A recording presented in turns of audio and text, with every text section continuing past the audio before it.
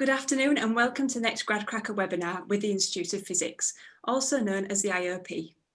Since July, we've been running these webinars weekly and have spoken to students and graduates from multiple sectors, including engineering consultancy, defence, law and scientific research, to name a few. And today we'd like to bring to your attention another sector, education, with a focus on the Institute of Physics. Now, don't turn off if you haven't completed or are completing a degree in physics. As a teacher training scholarships will take students from every STEM discipline as long as some of your degree was based around or is based around physics. So don't worry, keep watching. Now let's find a little bit more about who they are and what they do. The IOP is a UK-based society and professional body that works to advance physics and education and research. There are two parts to the IOP which I'd like to cover off today. The first is to become a member of the IOP as an undergraduate or as a trainee. Now you'll benefit this because it'll give you access to professional workshops, special interest groups, and of course the famous Physics World magazine, an opportunity not to be missed. Now, however, Dan's smiling away, it's like, however, today we are focusing on their scholarships. Now, each year, the IOP awards 200 scholarships worth £26,000 to students who are passionate about physics and have the potential to become inspirational teachers. We will meet three of these trainee teachers now. So we have Ashley, who studied at Swansea, Dan, who studied at Birmingham, and Maria, who studied at Manchester. Dan, I'm going to put you on the spot here because I would like to give a shout out to your mum. Oh, God. Who rang us on Tuesday asking us for a link because she wanted to watch this webinar live and see her son. So Kitty, hello. He's brilliant. We're really proud of him, so you definitely should be proud of him. So yeah, I hope Kitty's sat there with a cup of tea and a biscuit and tuning in. I'm sure she is.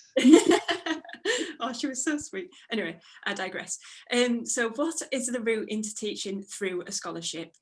Now, whilst you're completing your final degree at university, apply for the IOP scholarship through GradCracker. Complete your STEM degree and then continue with a PGCE. I'm sorry about all these acronyms, but that stands for Postgraduate Certificate in Education. This basically allows you to become a teacher.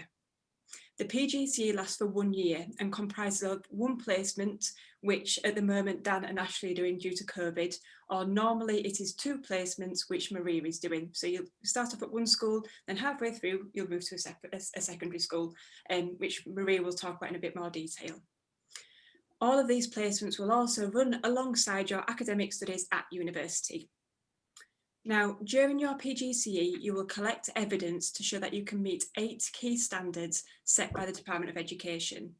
This will then award you with the QTS, which also means Qualified Teacher Status. Basically means you're a teacher. Hooray! For all that hard work, you can go on and teach. So now you all know who the IOP is, the scholarship they offer, and your route into teaching. I'm going to hand over to Sophie, who will speak to trainee teachers about lots of things, but in particular why they chose teaching, experiences that they've gained so far, and also their future plans. So thanks very much everybody for joining us today, and Sophie, over to you.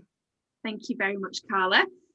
So hi everybody, really excited to be joined by the scholars from the Institute of Physics today. It's great, as Carla was saying, to be able to give you an insight into a different sector. You know, we've touched upon a few different routes and career routes over the last few months when we've been doing the webinar. So education is another one that's going to be great to find out more about. So as Carla mentioned, Dan, Ashley and Maria all studied physics at university, but also remember what Carla said at the beginning, that you don't have to have studied a specific physics degree to be able to take part in these scholarships, as long as your university degree had some element of physics built into it. So I'm going to start by going over to Dan. So could you tell us a little bit about your experiences at university and ultimately what led you to decide that teaching was the career path for you? Yeah, hi everyone. I think at university, I enjoyed my degree and I was enjoying doing physics, but in the third year of my degree, I had an option module called Teaching Physics in Schools. And that meant that every week I would go one Thursday morning to a local school and teach physics. Now I taught that to, I think I had a year 9 and a year 10 in that school. And I went in every week and I really enjoyed that. And from, I think I was 14, I started coaching football. And I'd coached football for a long time, and I've always really enjoyed coaching and that sort of process of guiding people to understanding something and sharing knowledge and seeing people develop.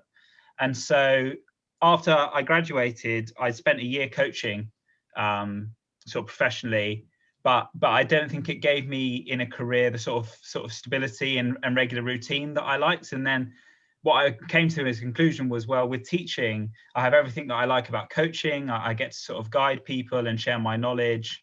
But I also have a really stable career, a career that I know I'm going to enjoy, a regular workplace, colleagues, and interactions with people. So it just sort of fell into place as a sort of natural fit for me. And it's proving enjoyable so far. It's working out well. Yeah, for now. I think Dan, what we mentioned as well when we were speaking before this webinar, how you didn't necessarily love the technical side of your degree either. You know, you didn't want to go into, you know, being, you know, a scientist or something like that and really focus on the technical area either, did you? Yeah, I think you know, in the physics degree, you obviously do a huge amount of theoretical work and data processing, and I enjoyed that side of it, but I think the thing I always enjoyed most in my degree was presenting and sort of explaining. So when we had to do a presentation for lab, when I had to share my work and do some public speaking, or in my module that I was teaching in, that's when I was enjoying myself the most. So that sort of steered me as to what I actually wanted out of a career. Yeah, brilliant. Sorry, sir. That's fine. I think it's a really good point, actually, that, you know, even if you're doing a STEM degree, there's so many elements of that STEM degree outside of the technical aspect that are going to be able to help you decide on your future career. Like Dan was saying about the presenting aspect and explaining things, that made him think, okay, teaching could be an option here, as well as your experiences in coaching. You know, you mentioned as well about the option to do a module in education, in physics in schools. Is that quite a common thing, do you know, or was that specific to your degree at Birmingham? I obviously they run it at the University of Birmingham. I think it's an IOP initiative. I think they sort of encourage the unis to run it as a module. So I wouldn't be surprised if it was sort of more commonplace throughout the UK, but I'm not 100% on which unis run it. Yeah. Okay. Cool. Thanks, Dan. Maria, I'm going to shoot over to you now. So you gained a love of teaching, a little bit similar to Dan, actually, by, you know, coaching your university peers.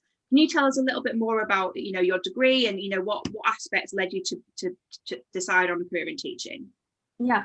So I studied in University of Manchester, and they have this scheme called PASS, which stands for peer like assessing or peer assistance. I can't remember the acronym, but as you move into second year or third year, fourth year, you can apply to be a peer mentor, and you have a group of first year mentees, and you meet weekly with them, and you basically try to help them with their doubts. And, you know, having gone through first year, it was very recent to me what was the troubles and the struggles that I had.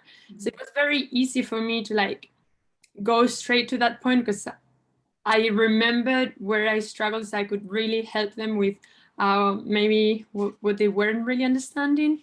And that whole experience of peer teaching was very satisfying to me, seeing how someone was struggling, and then after the session, it felt like they could move on. That really encouraged me. And also in university, we worked a lot as a group. So we would study many times together, or we would ask questions to each other.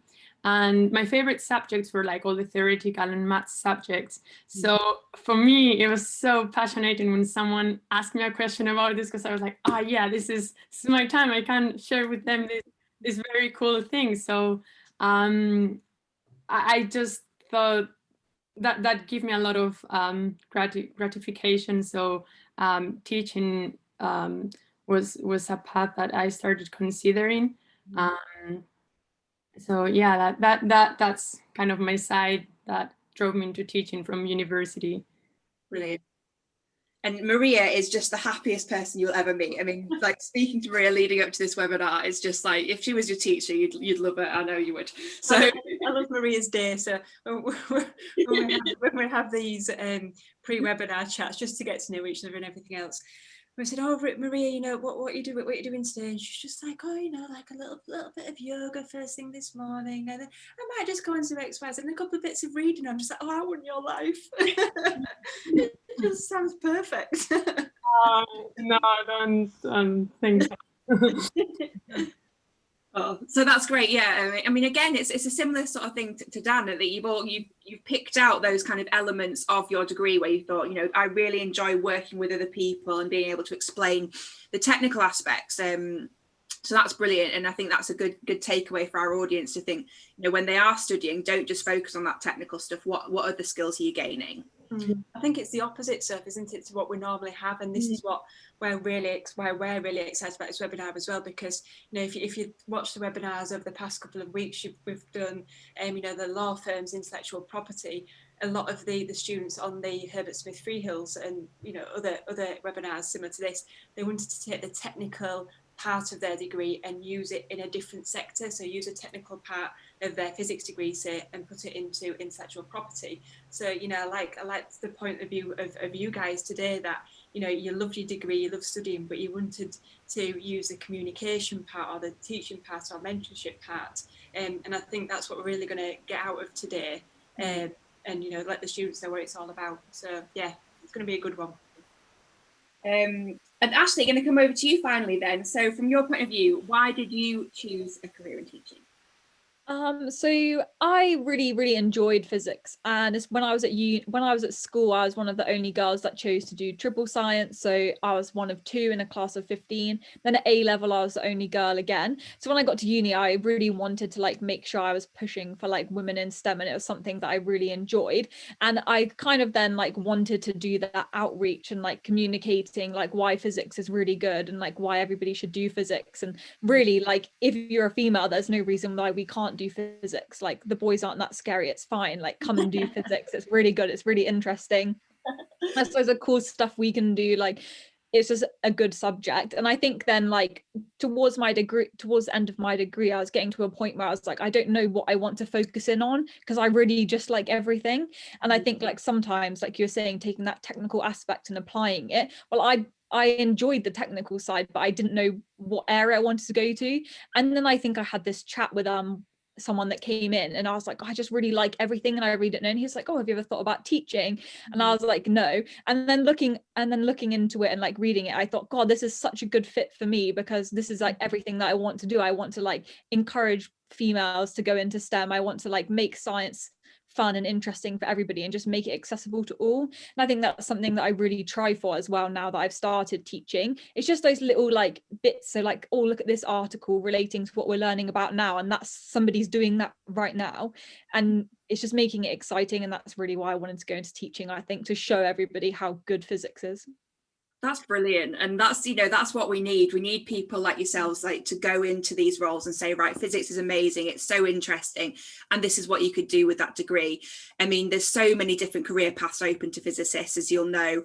You know, obviously they can go be teachers, they can go and work in law, they could go and work at CERN, you know, they could be astrophysicists, you know, there's all these things, all these careers. And, you know, I think you're right, there's, you know, a lot of girls don't study as the science subject as much as the boys will, especially later on in the secondary schools. So having somebody like you to go in and do that is brilliant, and the reasons you chose to do it is fantastic as well. I think though, Ashley, and you know, your point there is quite resonated on me. So there are going to be, you know, girls out there who are thinking, you know, I'm quite intimidated to go. I don't know if Ashley's frozen, actually. She looks like she has a little bit. I'll jot that question down. So if you want to move on, so I'll come back to Ashley with my question. Oh no, she's back again, I think. Sorry, Wi-Fi issues. It's living in the middle of nowhere, it doesn't help at all. That's fine. I have empathy with that. No, actually, I was just asking from a student's point of view, you know, secondary school student, sixth former, you know, they might be a bit intimidated. You know, you were a brave one and said, you know what, I don't care, I'm the only girl who's got into, you know, 3 sciences and everything else. But would you give those girls out there any advice? You know, were you a little bit intimidated, a little bit daunted by the fact that you'll be the only girl? I think actually you start to form really good relationships. So at the moment, my first placement school is an all-girls selective school. Mm-hmm. And when I've got my job in September is actually a mixed school. And I think that dynamic of the boys and girls in the classroom, and I think like actually when you answer a question well, like the boys look up to you and they just treat you exactly the same. Like I think sometimes it's like that mental thing, like, oh, I'm going to be the only girl, like they're really going to notice, I'm going to stand out. But the boys don't really care. Like No. they actually don't, they just want to be there to learn physics, or they want to be there to do something else. Like it doesn't matter. And really at the end of the day, it's something that you want to do. The boys don't matter. Just do it. Go for it. Just do it. Yeah, just do it. Yeah. Thanks, Ashley. Thank you. So what we're going to do now is we're going to kind of talk more about the application process, you know, how you get to become a teacher, because it's quite different with the scholarship and the PGCE. So Maria, you had an interview with the Institute of Physics to get the scholarship. So can you tell me a little bit about how that process worked and what the interview covered? Yeah. So first of all, the Institute of Physics sent you like 3 topics that you have to prepare to deliver to like year 8, year 9, and year 10 class. And then on the interview day, there's first like a whole cohort meeting where they explain a bit of the scholarship and what the IOP offers as a scholar. Mm-hmm. And then there's a group discussion. So there's perhaps like a group of 6 people, and the interviewer throws a question and gives you like 3 minutes or so, and everyone has to participate. We kind of rotated in my group who started answering the question to make sure everyone had a chance. This is so friendly. Everyone is just so passionate into teaching that everyone's just giving their ideas, and if someone says something that the other person didn't think about, they go like, oh, this is a great idea. Like it's not competitive at all. Like I just felt so relaxed and comfortable. And then I don't know if it's on the same day or the following day, you have the one-to-one interview with 2 current physics teachers, and they ask you a few questions and you have to explain in 5 minutes each of the questions that they were given you. And then they ask you further questions. And I'm gonna be honest, I didn't know the answers for all of them, but they're not expecting you to just like come with the answer. Like I remember in some of them, I had to stop and think, and then I just basically spoke out loud my mental process. And the interviewer was like, yeah, that's exactly like how you get to the answer, which is this. So I would say, yeah, just in that moment, be very honest, but do really prepare the questions, because it's a very big, important part of the interview. But then just be relaxed and be honest. If you need time to think, everyone needs time to think. So did you get those questions in advance? Did you know kind of roughly what you were going to be asked then? Yeah. So I remember a few of them. One was, how does a kettle work, and why doesn't need a lot of resistance to heat up? Because that's what people think, like you need a lot of resistance, so then when the current goes through, it heats up, and it's actually not like that, because otherwise you would lose current. So kind of explain that to a year 8, I think. So you have to also lower the level a lot. Another question was about dynamics. So if you have someone jumping from a plane, why do they get to a constant velocity? And you explain that. And then I remember then I was asked, oh, so then what happens if the person who jumps opens the parachute? And a lot of pupils have the misconception that you actually jump back up, but what happens is you have an acceleration in the opposite direction to where you're falling. So the velocity just reduces, but you don't jump back up. So it was a very, yeah, you're given the questions beforehand. But it sounds like what they're trying to figure out is if you can explain quite complex issues to obviously an audience that's not going to really understand. So yeah, year 8 students, which would be 12, 13-year-olds, would they be around year 8? Yeah. Yeah. So it's kind of like how you would lower this down to year 12-year-old students. Yeah. Okay, great. So that's the sort of thing that they're looking for in the interviews, obviously, that you can explain those complex things. Yeah. Wow, okay.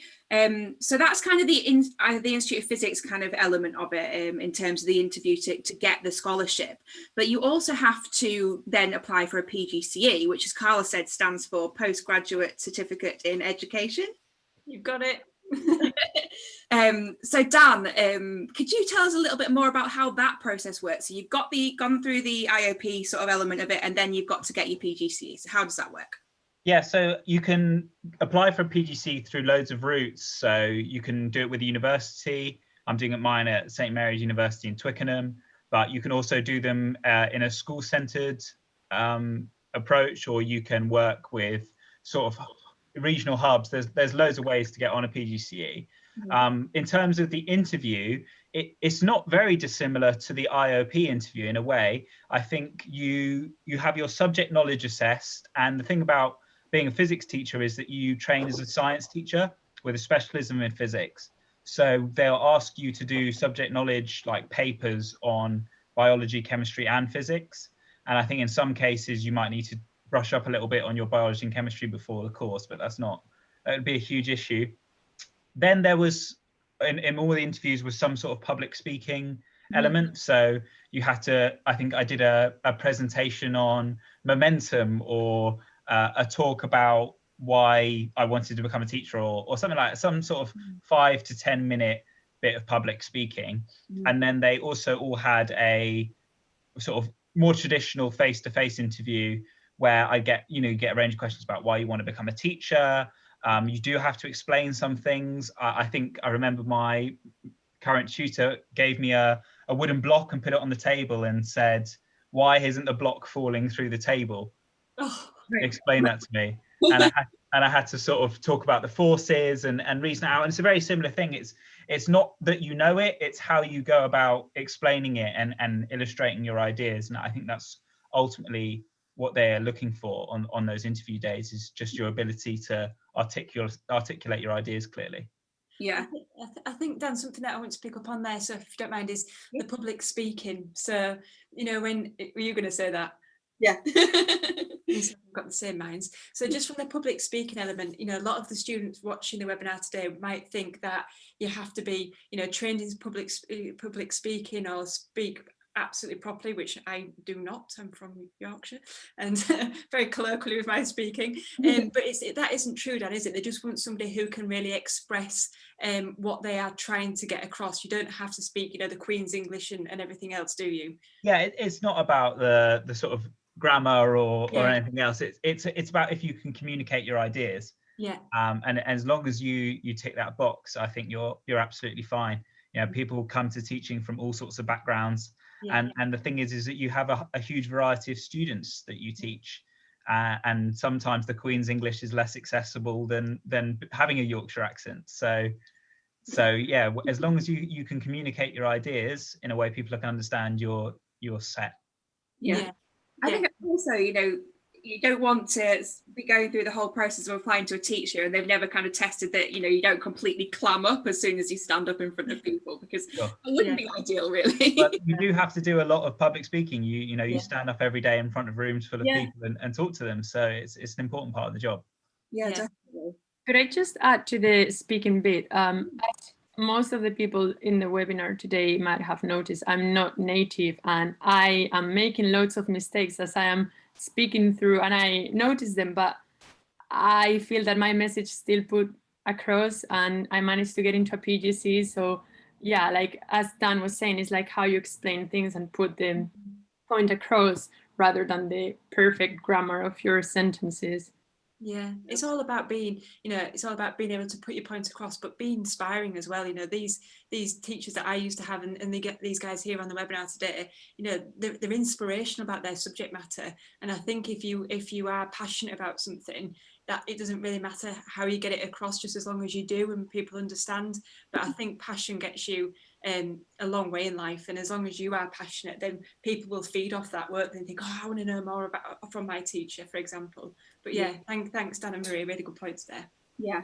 And just Dan, before I move on to speaking to Ashley about this, did you get these questions in advance as well, like Maria did for the IOP? Did you kind of know what the format of the interview was going to be before you went? So the majority of them I got. Any public speaking to prepare, I got in advance. I think that there was a couple that they maybe threw in the interview, but the vast majority of what you need on the day, you'll be given time to prepare. Which is, I think, a pretty good reflection of teaching itself, because you're not going into lessons not knowing what you're teaching, and you do have time to plan and prepare. But then equally, you will get some questions you're not expecting. Yeah. So it's probably the right ratio of planning to reaction.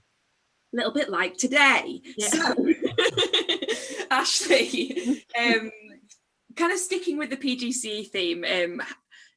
As Dan said, you did get time to kind of prepare beforehand. What are the key ways that you can prepare for the PGCE interview, you would say, and how did you prepare? So I applied for my PGCE through a university, but I am in a course that's in partnership with the university. So the university provide my training, but I don't necessarily go to them for my interview. I was interviewed by a school instead.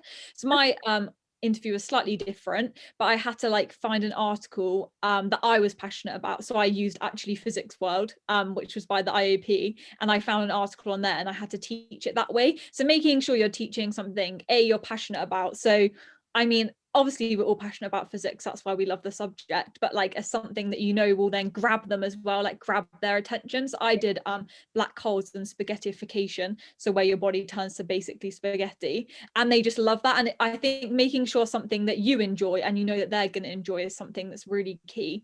And for your formal interview bit, you're not a teacher yet. They don't expect you to be a teacher and be meeting all of these teaching standards and know everything under the sun there is about teaching. You just need to go in and be you. They want to know, like Dan and Maria have said, your ability to explain difficult physics concepts simply to someone who might not understand anything. And I think that's another thing you need to mentally prepare for as well. You're not a teacher, so they might ask you something that you don't know, but just admit it. You don't know it.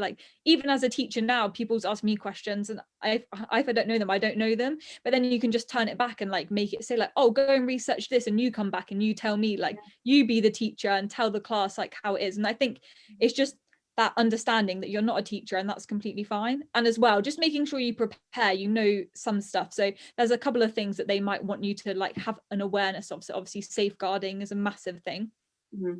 And making sure you're aware. There's lots of websites, like the government website and different websites that help you to prepare for them. So there's questions you might get asked or things that they might necessarily know, but you have to write a teaching application, so a personal statement. So a lot of it is on there is about your experience, so they just want to get to know you more. So relax, it's fine. They don't expect you to know everything, they just want to get to know you. Can I add to that as well? You're talking about sort of the examples. I think it's really important to don't be afraid to get away from the technical side. If you're teaching something if it is about momentum, don't worry. You don't need to just write the equation for momentum and talk through it. You can make it fun, and you can use analogies and other ideas to illustrate it. And I think those for me are the best lessons I've watched as a trainee, are the ones where teachers aren't afraid to go and make it fun and interesting, and I can only recommend that for your interview as a PGCE student as well. Yeah. I wish you guys taught me physics. It would be a real different outcome, I think. But no, it's interesting what you're saying, Ashley, because I think this has been a fairly common theme throughout the webinars that we've been doing, that any interview process is, you're not expected to know everything. They want to get to know who you are as a person. It's okay to say, I don't know, because, you're not at that level yet. So I think that's a really good point for any student, whatever interview process they go through. But, it's obviously a similar thing for the teaching one as well. So sticking with the PGCE and kind of how that now works. So you've gone through the interview process and you now started it. Dan, can you tell the audience a little bit about how the PGCE does work? How is your week split up? How do you kind of manage the teaching element and the learning element? So a typical week will be in school. I think I had 3 weeks at university, 4 days a week, and then you start in school.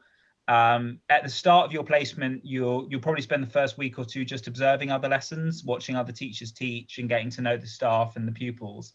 And then as you go through, you start teaching more and more lessons. So I think in my second week, I had one year 7 class for one period. And then you have them for 2 periods, and then they give you a year 8 class, and it sort of builds until I think now I'm on 15 periods a week with various year groups. So you sort of spend your time in school either teaching those lessons or planning lessons. Yeah. So that's the majority of your time. You'll have a training meeting with your mentor every week, and you'll have a mentor in the school that sort of gives you advice and helps you towards what you need to do to pass the PGCE. And then amongst all of that, you also have the university work. So the university will expect you to do certain essays and assignments throughout the year, as well as your sort of duties to lesson planning. So it is to some extent an exercise in time management. Yeah. But you can fit it all in if you're organised in that way.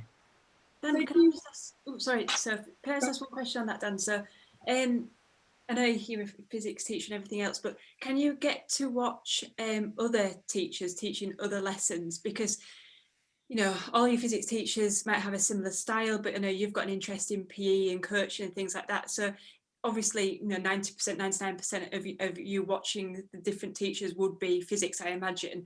But could you go and watch a lesson in PE or maths or English, for example, just to see how different teachers teach different topics? Yeah, you do. I think it's quite common. I think I had 2 days where I was watching other subjects. I had a great afternoon with GCSE drama, helping them do their performances and giving feedback, even though I've no right to be giving feedback because I know nothing about drama or acting. I went out and did a PE lesson with one of the PE teachers. I think I watched English lessons and watched them talk about books and all of that. So yeah, you do get time to watch other lessons. And the thing is, you are in a school, so you know, at lunchtime in the staff room, I'm sat there with the English teachers and the PE teachers and the drama teachers and whoever's in the staff room, and we do talk about how they teach their subjects and how it's different. So you can definitely expose yourself to that, yeah, if you want to. Is that happening less so now though, due to COVID, you know, that interaction with other teachers during the down times? Is there any time that you can get together with different teachers and have those, or you know, have those similar discussions, or just listen to those similar discussions? We have science team meetings still online, so I'll still talk to the other science teachers, but the sort of cross curricular is less, in all truth. Yeah. We'll get back there. We'll be back to normal soon. Yes. One thing I was going to ask you about the PGCE, Dan, obviously you're running that alongside. Do you actually have to physically go to university during any point to get taught anything, or is it all really on the job training? So I think traditionally you would go to the university for the first 3 weeks that I did, and then every Wednesday of your week is university day. For me, that's always been online because of the situation when I think in, but I think traditionally you would go onto campus on the Wednesday. And you do that every Wednesday until after the half term that we're currently in. And then after this half term until the end of the year, you spend 5 days a week in school. So the vast, I think they work it out as 2/3 school, 1/3 uni. Yeah, that makes sense. So Ashley, coming to you, is that a similar thing for you in terms of the way that the PGCE works? And also, I think Dan mentioned, you know, about mentors. Do you have mentors at your school and at university as well? How does that work? So yeah, we have a similar thing. So I went to school for 2 weeks in September, and then I had 2 weeks off and I went to uni, and then I went back into school, and my university days are Friday. So I teach Monday to Thursday and then have a Friday where I go to uni, but mine's continuing throughout, so all the way until the end I keep having uni. We have like different days, so like focus days, directed activity days, then we have ones where we get taught like the physics and the chemistry and the biology subject content, as well as then like how children learn and like more psychology and things behind that. So that's how my uni works. So it's similar but slightly different. And then at uni, I have a tutor at uni, and he teaches. So he actually was a physics teacher, and now he works for the university. And then at school, I have a curriculum mentor who is another member of the science department. And I also have a professional mentor who is a member of the senior leadership team. And they then deal with like your professional training. So working towards British values and making sure you're aware of safeguarding and planning work schemes of work and things like that. So things that will develop you professionally. So I have 3 mentors. That's really good. So it sounds like you get a lot of support then, which I think you'll obviously need, especially at the beginning of your careers when you are going into these scenarios. Brilliant. I'm going to move on slightly now to kind of what you're doing now as teachers. So you've all chosen to teach secondary school children. As part of a PGCE, you could choose to do primary or secondary, as far as I understand, but you've all chosen to kind of teach at that slightly higher level. So I'm going to kind of go around all of you and ask why you decided that level was right for you. But Maria, I'm going to start with you. Well, for me is because I guess I enjoy better perhaps explaining the complexity that is taught in, especially in A levels, because I always enjoyed maths and physics, and I'm actually doing the PGCE in physics and maths.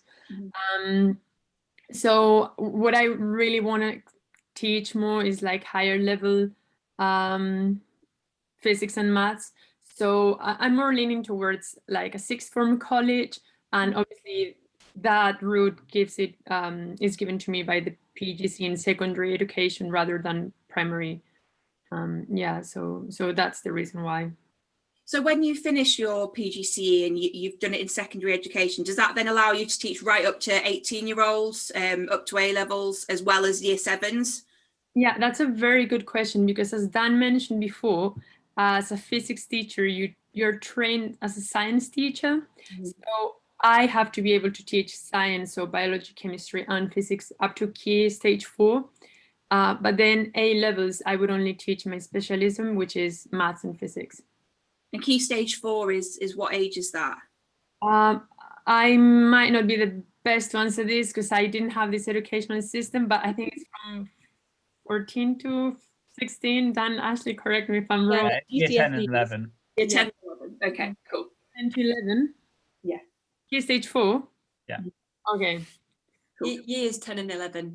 Yeah. Oh, years 10 and 11. Oh, yeah. I was saying as in like 16 years old. I guess that's, yeah. But if you wanted to go and teach at sixth form college, you'd have to do that in your physics or maths area. Yeah.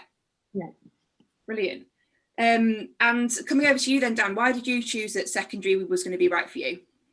I think there's probably 2 reasons. I wanted to teach physics, and I think the thing about becoming a primary school teacher is you teach a wider variety of subjects, because you are teaching English and maths, and you teach everything. You're the only teacher for the children in your class, which is nice. You get that relationship in a different way. But I think I was more interested in teaching my specialism than teaching a broader range, and that's really personal preference. As a coach, I've worked with players from a wide variety of ages, and my experience from that was that I probably preferred the relationship that I built with the older players that I'd worked with more than the primary school age ones, which again is complete personal preference, but it felt more sort of egalitarian to me. And I think as the children progress into up secondary school, they get more independent and you start to have a more balanced relationship, which I think I quite liked. But it's really about personal preference, and if you want to teach just your subject or you want to teach a mix, if you enjoy working with children of a younger age or of a slightly older age. So I think personally, it's just from my experiences, that's what I preferred. Yeah, brilliant. And Ashley, same question to you. What made you choose that secondary level? Yeah, so similar to Dan, I think that primary is almost too broad for science, but going into any other science career. It's too narrow. So I think for me, it's almost like Goldilocks, like the porridge is too hot, the porridge is too cold, like this one's perfect. So I think that's like a nice fit. That's how I kind of describe it. And I think as well, the same with the relationship. So I really do enjoy teaching like my year 10s and year 9s. The year 7s are nice. They're very inquisitive. They always want to ask questions. They're really curious. But I think the year 9s and 10s, like that's a nice relationship. Like I think as well, as that's just what I enjoy. And you have a nice rapport with them as well. They always like to know something interesting, or they're obsessed with like TikTok or something that's going on in their lives, and like it makes it fun. They're like, oh, I've seen this cool science thing like online, and then you can like use that in the classroom, and I think you can like feed off each other, and that's why I like teaching secondary, really. Yeah. And it's a good age, isn't it? You know, these kids that you're teaching now, the year 9s, you know, they're then making their GCSE choices, and then obviously they'll be making choices for A level. And that's an area where, you know, it's really important to have a good teacher there to be able to say, right, you want to stay doing these subjects if you want to do X at university and go on to be an engineer or a physicist. So it's a really kind of integral time to be teaching those students, isn't it? And helping them make those really important choices. Yeah, you have quite a large influence on them, which I think it's not necessarily like you're controlling them, but you can like inspire them and kind of like guide them and help them, I think, as well. So yeah, being influential as a teacher. Yeah, definitely. Can I just ask a question about the secondary and primary then? So this might be a silly question, but I don't know the answer. So if you specialise, if you do PGCE with secondary school children, when you become a qualified teacher, does that mean that you're only allowed to teach secondary schools and vice versa? Or can you go on and teach in a private primary school, or are you now secondary always type of thing? Legally, if you get your PGCE with QTS, which is your qualified teacher status, you can teach in any state school, private school of any age. Yeah. So there's no reason a primary school couldn't employ you if you had a secondary PGCE. Whether or not they would employ you is a different matter, but you can, and I have heard of instances. Ah, cool. Perfect. Thanks, Dan. That you also train as a physics or science teacher, but once you have your qualified teacher status and you're employed by a school, there's no restriction on you teaching other curricular subjects. Like I think it's some kind of a trained physics teacher to teach maths. Like there's a lot of physics and like and maths teachers being working in like hand by hand. Yeah, it could be quite flexible then in your career. Then if you went, you know, did physics for say 15 years, specialised that, and then thought, actually, you know what, I want to change, or even wanted to go and teach primary later on in your career, you've got that flexibility because the qualification allows you to teach across all those broad areas. Yeah, that's what I was thinking. Of just future plans.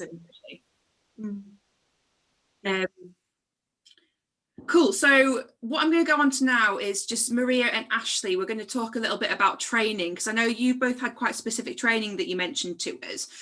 So you've had CPD sessions with the Institute of Physics, Maria, and CPD stands for Continuing Professional Development. So can you tell us a little bit more about those sessions that you've had so far? Yeah, so the Institute of Physics offers some sessions in the evenings. There's two kind of sessions that I've attended. One are Maths on Mondays. So basically, by the way, they are all free.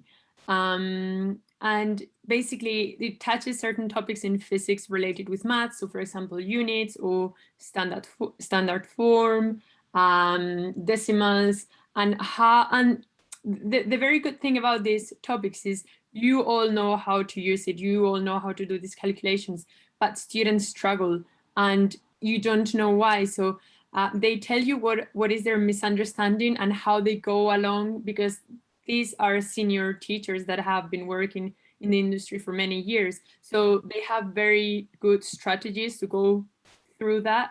So it's very good as a trainee teacher to know, oh, okay, that works. I'm gonna use that. Yeah. So those are the Maths on Mondays. And the guy who runs them, he's great. He's very engaging.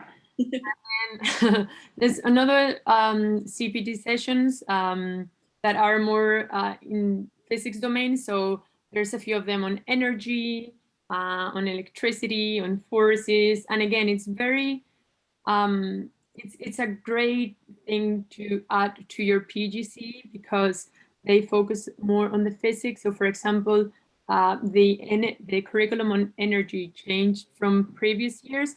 So the way it's been taught now, it might be different to how you were taught in schools. So they focus on like these approaches. There's a lot of videos that you can very easily take to the classroom. So they give you a lot of ideas and things that you can do in the classroom, as well as how to teach it. And again, they cover a lot of these misconceptions. And I know I've used this word before quite many times, and misconception basically means a prior idea that students bring to the class that is wrong, or they create the wrong idea. The way we perceive reality sometimes seems to clash with the laws of physics, for example. So how to go along with that and make them have the right idea. No, that's great. I think, you know, I definitely had it when I was at school, where there was just some concepts that I just could not get just by the, you know, the first way that it was explained. But, you know, the teachers obviously, you go through this sort of training so that you can go and say, right, this student's got a mental block with this way of explaining it. What other ways can we go around it? I know mine was fractions. It took me until about 5 years ago to ever actually but you know, working on it. yeah, exactly. But you know, that's one of the benefits of, you know, applying for your teachers training scholarship through the Institute of Physics. You do then get access to these resources afterwards to help you outside of, you know, all the teaching that you're getting whilst you're learning to be a teacher and also at university. So that's brilliant. Now, Ashley, I'm going to come to you. So you have received, you mentioned earlier on the safeguarding training, but you've also done courses on SEND, which stands for Special Educational Needs and Disabilities. Now, I'm particularly interested in the courses you attended around mental health and how that might have been exacerbated or shown itself a bit more prevalently during the pandemic. So could you tell us a little bit more about all of that sort of area? Yeah, sure. So in my university, we have like I said earlier, we have different days. So we have like focus days, we have professional themes days, we have loads of ones where we just basically do things. At the beginning, we had directed activity days where we had to do basic safeguarding training. So we had to read Keeping Children Safe in Education, which is a government document that schools like you to read. It's quite long, but there's certain sections that you like need to read. The rest of it is kind of for higher ups. And then we did then like FGM, prevent, so like radicalization and things like that. So just making sure that you're aware of all of these things can happen in the outside, and then that can happen in your classroom also. And then we did our professional themes, we did SEND. So we had like different speakers coming in. So that's where I did the anxiety and depression. And they were like basically saying that like in a class of 31, like 6 people will have anxiety and depression, like on average. So it's quite a lot. And the statistics were really shocking. I was really surprised at how many people, and it's just giving you ways to like communicate with pupils. So sometimes those pupils can become quite shut down and not engaging in your class. So it's being able to identify when they're not engaging or if they're doing like something wrong or there's an issue in the class, and then giving you strategies on how we can improve that, so helping their anxiety in the class. So currently I have some students who have anxiety, and there's different ways of speaking to them or communicating with them if they're missing work or if something's wrong, and it's just giving you those tools that you can use to apply in the classroom. Yeah, I think it's good to touch upon this because you are dealing with very, very young people and often, you know, vulnerable people as well. So you've got there's a lot of hats that you have to wear as a teacher. You know, you've got your technical aspect of, you know, actually teaching them the subject. But then you've got the kind of more pastoral care of, you know, is everybody okay?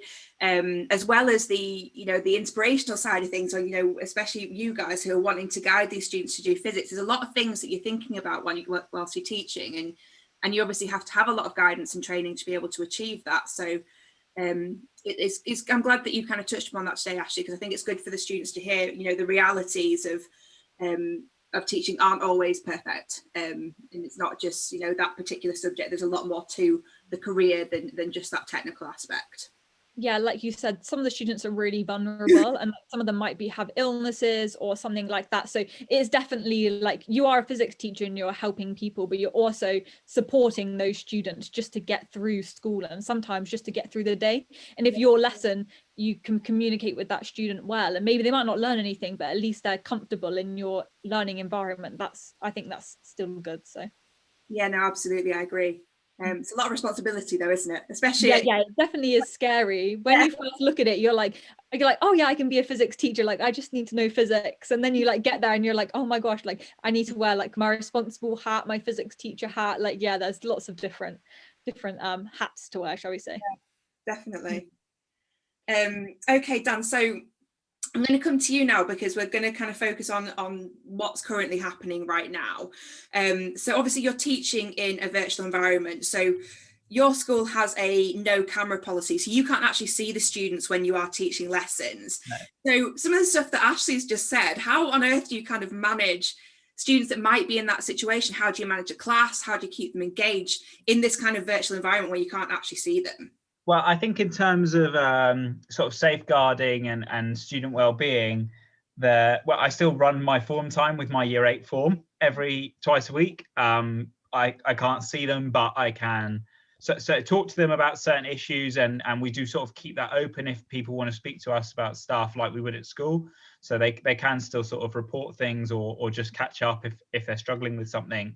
I think the school, it's sort of a wider school responsibility to check in with pupils, and teaching online has been a learning process for everyone. We're all trying to work out how to do it, but I think over the term, feedback from pupils has been the most helpful thing.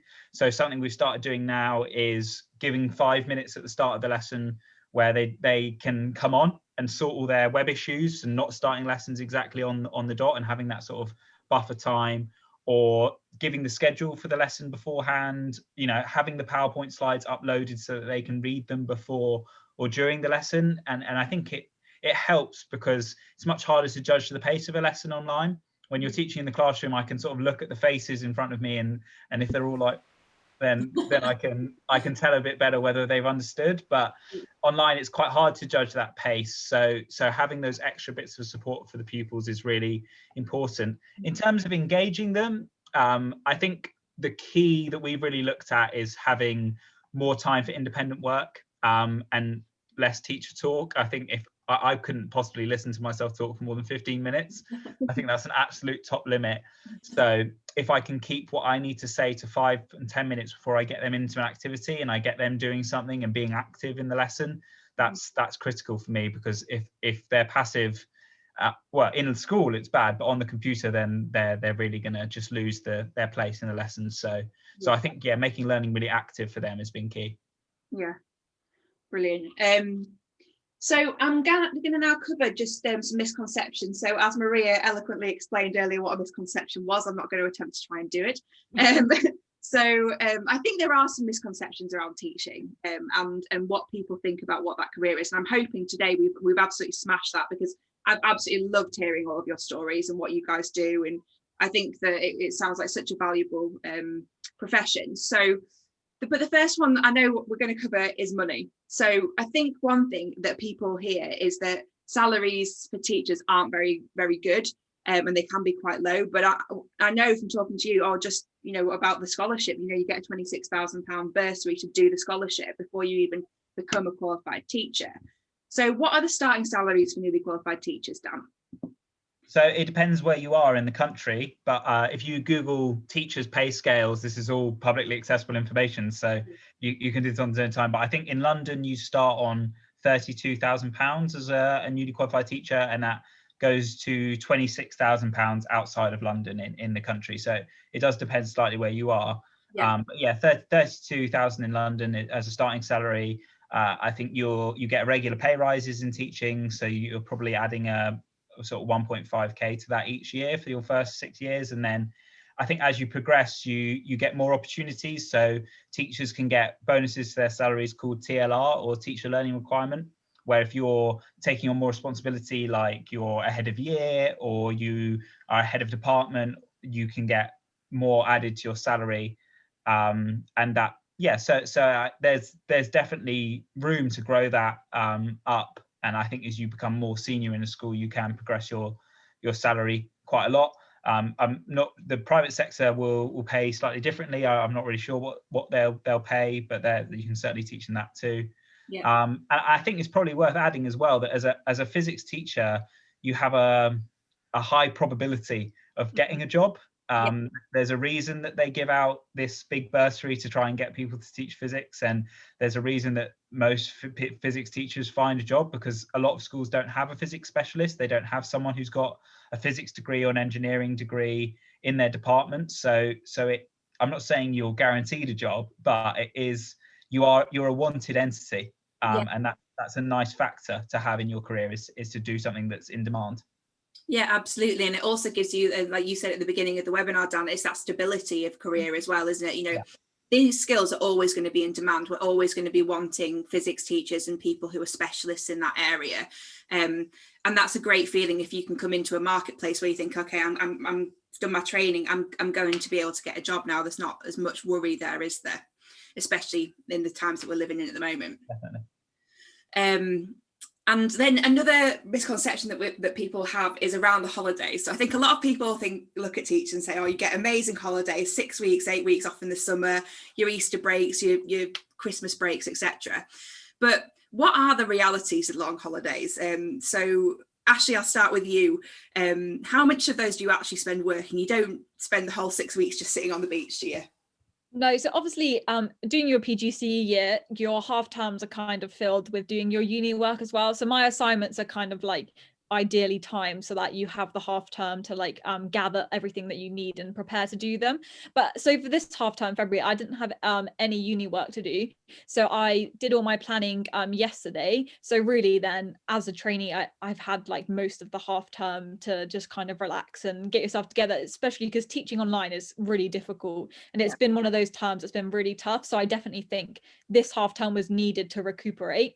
But obviously then in Easter I'll be doing my assignments. That'll be a couple more days. But I think in the summer, and then really when you're getting into working as a teacher, so in a couple of years down the line, I think you'll probably spend like maybe your 6 week holiday, I reckon, will probably be about 4 weeks. So like the first week of the holidays just winding down and finishing off that school things, and then the last week of the holidays getting ready to go back and preparing like your classroom and school. So for August, definitely 4 weeks. And then I think like give or take a couple of days off just for planning. If you want to get ahead and be organized, you can use that in half term, and then you free up weekends. So it's kind of like losing half term but win in term. So it's you get most of them really. Maria, have you got anything to add to that? Not really, because well, my experience has been a bit different to Dan and Ashley. My first placement was online, so I haven't been in schools yet. Though my uni is kind of similar to what Ashley was saying. All my assignments have been in half term. So for example, I have a submission this week, so I've been working on that. But I think Ashley covered the holidays pretty well and explained how they work. Brilliant. Fab. Okay, so Carla, I think I'm going to hand back to you now. But it's been really, really interesting listening to you guys and finding out about, how you go about, becoming a teacher and your experiences so far. And I think hopefully our audience has learned a lot. I know that I definitely have. So it's been really lovely getting to know you guys as well over the last few weeks. And thank you so much for joining us today. Yeah, thank you, everybody. Thanks, Soph. And I hope you all can see from the trainee teachers here today, having a STEM degree can open so many doors for you. Education is a sector which you can go into and truly change the lives of school children. The next closing date for the scholarships is on the 8th of March. So please, if you're feeling inspired by this webinar and the trainee teachers, apply via the IOP Hub on GradCracker today. There's also some really useful pages that I just wanted to mention on the IOP Hub. These include videos, and also these guys here who are on the webinar have also written a short paragraph about the scholarship and why it's so important to become a teacher. And also from a teacher's point of view, why physics is such a good subject to teach as well. So thank you all. Thank you, Ashley, Maria and Dan. Thank you, Sophie. for joining us today. Next week, me and Jessica are joined by BAE Systems. Honestly, these different sectors you guys out there can go into as STEM students is just mental. We're going from education to defence in a week. So BAE Systems is a leading defence, aerospace and security company. And we'll be seeing them next Thursday, 2 o'clock. So see you then. Take care, everybody. And thank you all for joining us today. Thank you. Bye, everyone. Bye. Thank you. Thank you.